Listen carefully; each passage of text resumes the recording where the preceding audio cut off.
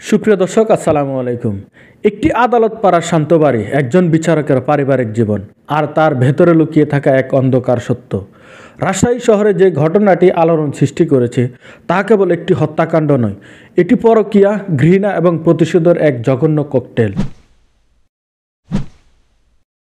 নিহত হন বিচারকের ছেলে তাওসিফ রহমান সুমন, আর ঘোরতর আহত অবস্থায় উদ্ধার হন তার মা তাসমিন নাহার। প্রাথমিক রিপোর্টে জানা যায় ধারালো অস্ত্রের আঘাতে সুমনের মৃত্যু হয়েছে অতিরিক্ত রক্তক্ষরণে। প্রশ্ন ওঠে, কে ঘটিয়েছে এই নারকীয় হত্যাকাণ্ড? খুব দ্রুতই পুলিশ আটক করে লিমন মিয়া নামে এক যুবককে, আর তার জবানবন্দি পুরো ঘটনাকে এনে দেয় নতুন মোড়।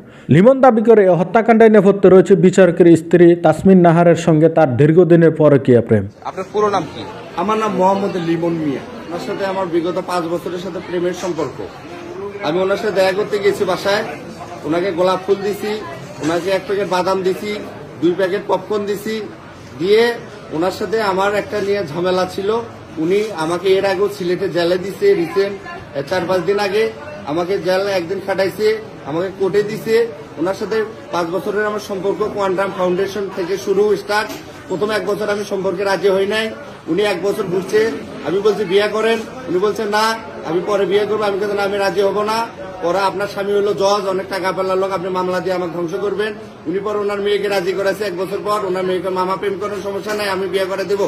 লিমন জানা তাসমিন নাহার যখন তার সম্পর্ক অস্বীকার করা শুরু করেন এবং লিমনকে মেরে ফেলার হুমকি দেন, তখনই জন্মনে প্রতিশোধের আগুন। এই আক্রোশ থেকে সে ওই বাড়িতে প্রবেশ করে। কিন্তু এখানে প্রশ্ন, লিমন কি কেবল তাসমিনকে আঘাত করতে চেয়েছিল, নাকি তার মূল লক্ষ্য ছিল তাসমিনের ছেলে সুমন?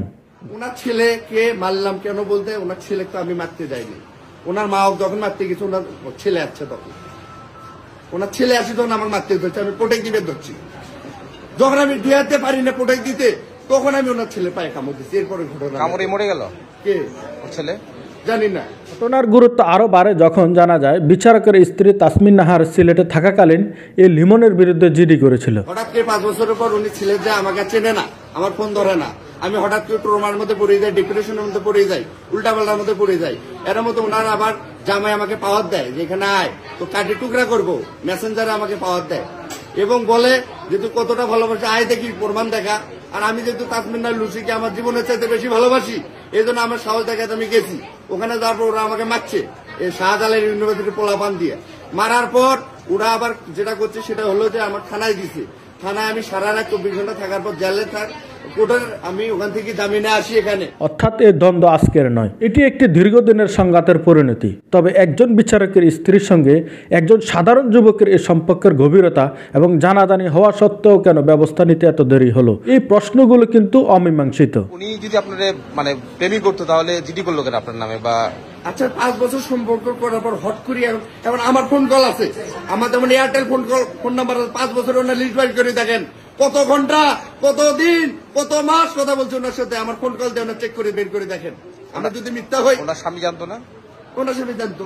লিমন মিয়ার জবানবন্দি কি কেবল নিজেকে বাঁচানোর কৌশল, নাকি তাসমিন নাহার এই সম্পর্কের জালে শুধু শিকার ছিলেন, নাকি তিনি কোনোভাবে এই ষড়যন্ত্রে জড়িত? বিচারকের ছেলের মৃত্যু কি কেবল পরকীয়ার ফল, নাকি এর পেছনে রয়েছে আরো গভীর কোনো সত্য?